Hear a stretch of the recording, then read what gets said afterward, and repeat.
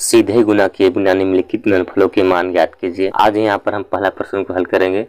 यहाँ पर पहला प्रश्न है 15 गुनी 12 है और यहाँ पर दूसरा प्रश्न है 13 गुनी 11 है। तो आइए हम लोग सीखते हैं कैसे इस प्रश्न को हल किया जाता है और वीडियो के अंत तक बने रहे ताकि आपको समझ में आ सके। और चैनल में पहली बार आए तो पहले ज़रूर सब्सक्राइब करें और घंटी को दबाएं ताकि मेरा वीडियो आपको सबसे पहले पहुँचे। तो चलिए हम वीडियो को स्टार्ट करते हैं। यहाँ पर पहला सवाल दिया है जिसमें लिखा है कि 15 गुनी 12 है। तो कैसे इस प्रश्न को हल करते हैं, बहुत इजी है। तो यहाँ पर सबसे पहले क्या करते हैं कि 15 को ऐसे दो संख्याओं में यहाँ पर बांटते हैं जिसको जोड़ेंगे तो आना चाहिए 15। तो यहाँ पर हम बांट सकते हैं इस तरह से। यहाँ पर लिखेंगे कि 10 प्लस क्या करेंगे 5 करेंगे, यानी यहाँ पर ऐसा बांटते हैं जिसको जोड़ेंगे तो कितना आना चाहिए 15 आना चाहिए। अब यहाँ पर 12 है तो 12 को भी ऐसे दो संख्याओं में यहाँ पर बांटते हैं जिसको जोड़ेंगे तो आना चाहिए कितना 12 आना चाहिए। तो यहाँ पर हम बांट सकते हैं, क्या बांटेंगे, यहाँ पर 10 प्लस क्या करेंगे 2 करेंगे, ताकि यहाँ जोड़ेंगे तो कितना आना चाहिए 12 आना चाहिए। इस तरह से बांट देते हैं।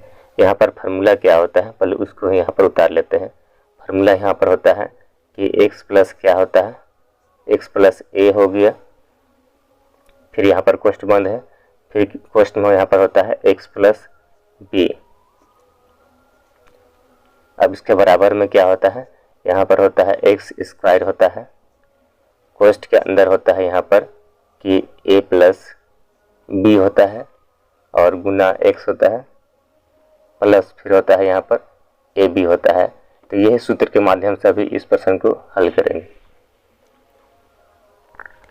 तो अब यहाँ पर फार्मूला को लिख दिया, अब इसमें मान रखते हैं और हल करेंगे। तो सबसे पहले यहाँ पर क्या करते हैं, ये 10 को यहाँ पर या संक्षेप में लिखते हैं, इसको हम x मानते हैं और 5 को a मानते हैं।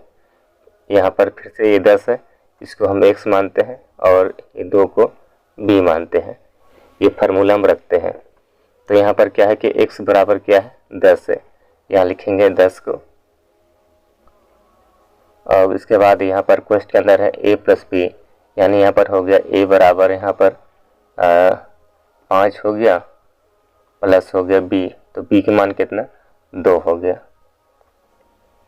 और गुना x है, तो x के मान कितना है यहाँ पर 10 है। तो यहाँ पर लिखेंगे 10 को प्लस यहाँ पर ए बी है, यानी कि a गुना b है, यानी यहाँ पर a में कितना हो गया 5 हो गया और b में कितना हो गया 2 हो गया।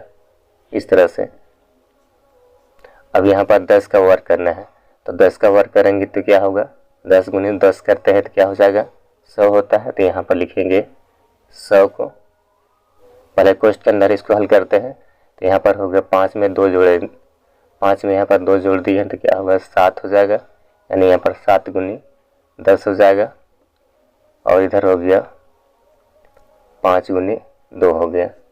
अब यहाँ पर क्या करते हैं, पहले गुना कर लेते हैं। तो पहले 100 को यहाँ उतारते हैं, यहाँ लिखेंगे 100 हो गया। अब यहाँ पर गुना करते हैं, 7 गुनी 10 करते हैं तो क्या हो जाएगा 70 हो जाएगा। अब इधर गुना करते हैं, 5 गुने 2 करते हैं तो 10 हो गया। अब यहाँ पर सभी संख्याओं को जोड़ते हैं, यानी यहाँ पर 100 हो गया प्लस 70 हो गया प्लस 10 हो गया। सभी संख्याओं को जोड़ते हैं तो क्या मिलता है, पहले इधर इकाई तरफ जोड़ते हैं। तो इकाई में यहाँ पर 0 है, यहाँ 0 है, यहाँ 0, यानी यहाँ पर हो गया 0 हो गया। अब यहाँ पर चलते हैं दहाई अंक में। तो दहाई में क्या दिया है, यहाँ 1 है, यहाँ 7 है, यानी 8 हो गया और यहाँ 0 है, यानी यहाँ पर हो गया 8 हो गया। अब सैकड़ा में चलते हैं। तो यहाँ पर सैकड़ा में यहाँ पर नहीं है, यहाँ कुछ भी नहीं है, यहाँ पर 1 है, यानी कि यहाँ लिखेंगे 1, यानी कि सभी संख्याओं को जोड़ दिए तो क्या मिला उत्तर में, यहाँ पर 180 आ गया। तो इस तरह यहाँ पर 15 गुनी 12 का उत्तर क्या आ गया 180 आ गया। इस तरह से यहाँ पर दूसरा प्रश्न है 13 गुनी 11 है। तो कैसे इस प्रश्न को हल करते हैं, यहाँ पर भी बहुत इजी है। तो यहाँ पर सबसे पहले क्या करते हैं कि 13 को ऐसे दो संख्याओं में बांटते हैं जिसको जोड़ेंगे तो आना चाहिए 13। तो यहाँ पर हम लिख सकते हैं, क्या करेंगे 10 प्लस यहाँ पर 3 कर देते हैं ताकि यहाँ जोड़ेंगे तो आना चाहिए 13। अब उसके बाद यहाँ पर 11 है, तो यहाँ पर 11 को भी ऐसे दो संख्याओं में बांटते हैं जिसको जोड़ेंगे तो आना चाहिए 11। तो यहाँ पर हम लिख सकते हैं 10 प्लस 1 लिख सकते हैं ताकि जोड़ेंगे तो आना चाहिए 11 हो गए।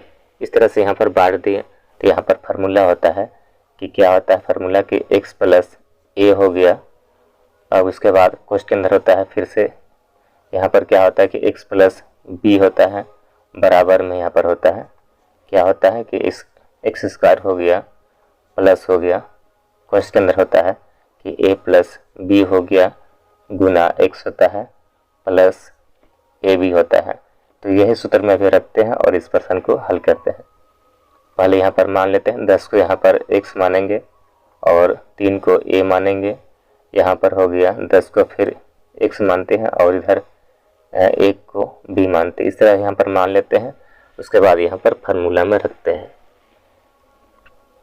तो अब यहाँ रखते हैं तो x बराबर क्या है, यहाँ पर 10 है तो यहाँ पर लिखेंगे 10 का वर्ग हो गया प्लस हो गया a प्लस बी, यानी a के मान इसमें क्या है 3 है और b के मान यहाँ पर क्या है 1 है और गुना में x में क्या है इसमें 10 है प्लस यहाँ पर ए बी, यहाँ पर हो गया क्या हो गया 3 गुने 1 हो गया।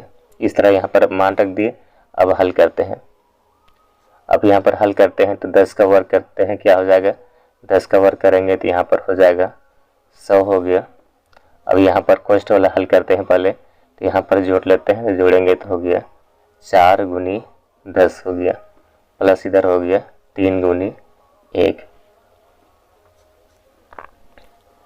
यहाँ 100 को उतार देते हैं, उसके बाद यहाँ पर गुना करते हैं, 4 गुनी 10 करते हैं तो हो गया 40 हो गया।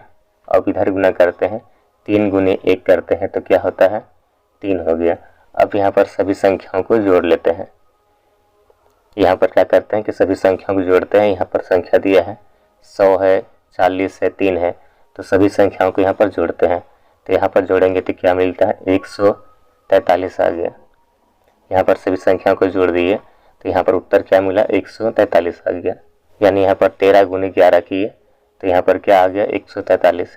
तो इस तरह से इस प्रश्न को हल करते हैं। धन्यवाद।